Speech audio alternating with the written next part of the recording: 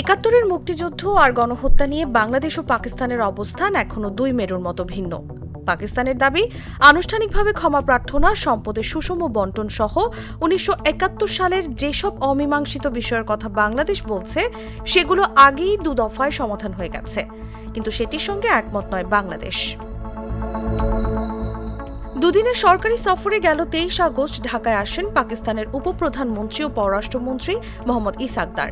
দুদেশের পররাষ্ট্রমন্ত্রী পর্যায়ের বৈঠক শেষে সাংবাদিকদের প্রশ্নের জবাবে দেশটির উপপ্রধানমন্ত্রী দাবি করেন, ৭১ ইস্যুর ২ দফায় সমাধান করেছে পাকিস্তান।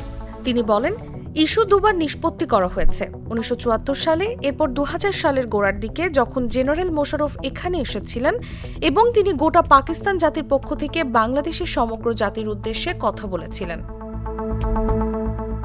১৯৭৪ সালে অমীমাংসিত বিষয়ের আনুষ্ঠানিক সমাধান হয়েছে বলে দাবি করে তিনি বলেন, ঐতিহাসিক সেই দলিলপত্র দুই দেশের কাছেই রয়েছে। ইসাকদার বলেন, পরিবারের মধ্যে, ভাইদের মধ্যে যখন এটা সমাধান হয়ে গেছে, এমনকি ইসলামও আমাদের বলেছে যে তোমাদের হৃদয় পরিষ্কার করো। যদিও এই বক্তব্য নাকচ করেছে বাংলাদেশ। পররাষ্ট্র উপদেষ্টা তৌহিদ হোসেন বলেন, মুক্তিযুদ্ধের সময় সংঘটিত গণহত্যার জন্য পাকিস্তান মাফ চাক, বাংলাদেশ সেটা চায়। একই সঙ্গে সম্পদের ভাগও চায় দেশটির সরকার। অমীমাংসিত ইস্যুতে আলোচনায় অগ্রগতি কি, এমন প্রশ্নের জবাবে পররাষ্ট্র উপদেষ্টা বলেন, দুদেশের সম্পর্ক এগিয়ে নিতে অমীমাংসিত বিষয়গুলোকে সমাধানের ব্যাপারে উভয়ই সম্মত। কিন্তু আসলেই কি বাংলাদেশের কাছে ক্ষমা চেয়েছিল পাকিস্তান? কি বলছে ইতিহাস? বাংলাদেশ স্বাধীনতা অর্জন করার ২ বছরেরও বেশি সময় পর ১৯৭৪ সালের ২২শে ফেব্রুয়ারি আনুষ্ঠানিকভাবে দেশটির অস্তিত্ব স্বীকার করে নিয়েছিল পাকিস্তান। এই ঘটনার মাত্র ৪ মাসের মাথায় শতাধিক ব্যক্তির বিশাল এক বহর নিয়ে বাংলাদেশ সফরে এসেছিলেন পাকিস্তানের তৎকালীন প্রধানমন্ত্রী জুলফিকার আলী ভুট্টো। সেই সফরে ১৯৭১ সালে বাংলাদেশের মানুষের উপর চালানো নির্যাতন ও গণহত্যার ঘটনায় তওবা বা অনুশোচনা প্রকাশ করে সেটির জন্য এককভাবে পাকিস্তানের তৎকালীন সামরিক শাসকদের দায়ী করেন তিনি। বিষয়টিকে বেদনাদায়ক বর্ণনা করে সেটির ইতি টেনে তখন দুদেশের মধ্যে স্বাভাবিক বন্ধুত্বপূর্ণ ও ভ্রাতৃত্বসুলভ সম্পর্ক স্থাপনের আহ্বানও জানিয়েছিলেন তিনি। ভুট্টো বলেছিলেন, যা হয়েছে তা নিয়ে অন্তর থেকে অনুতপ্ত হতে বা তওবা করতে দেরি হয়ে যায়নি। পাকিস্তানের মানুষ আপনাদের সিদ্ধান্তকে শ্রদ্ধা জানায়। তারা এবং পাকিস্তানের সরকার বাংলাদেশের সার্বভৌমত্ব ও স্বাধীনতাকে স্বীকার করে এবং শ্রদ্ধা জানায়। ১৯৭৪-এর এপ্রিলের বাংলাদেশ, পাকিস্তান ও ভারতের মধ্যকার ত্রিপাক্ষিক চুক্তির বিবরণেও রয়েছে যে জুলফিকার আলী ভুট্টো বাংলাদেশের জনগণের কাছে অনুরোধ করেছেন যেন তারা পাকিস্তানকে ক্ষমা করে দেন এবং অতীতের কথা ভুলে গিয়ে সামনে এগিয়ে যান।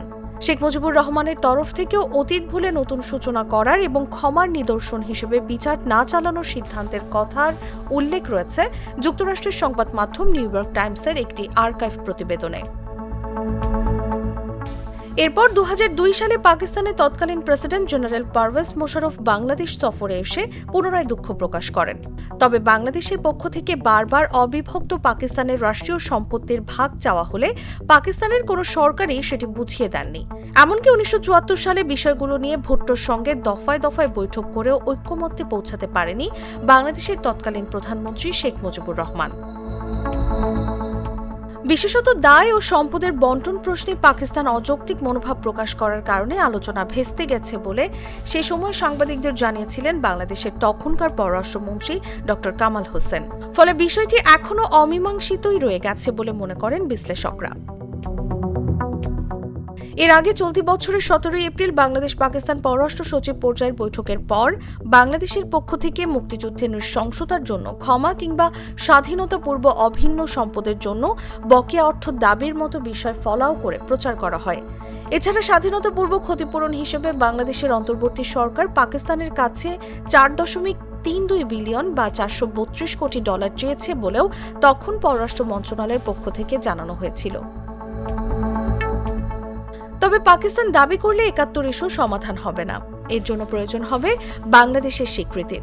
সংসদে রেজুলেশন করে রাষ্ট্রীয়ভাবে পাকিস্তান ক্ষমা চাইলে মীমাংসা হতে পারে ৭১ প্রসঙ্গ, এমনটাই মনে করছেন বিশ্লেষকরা। তসলিমা তিথি, জাগো নিউজ।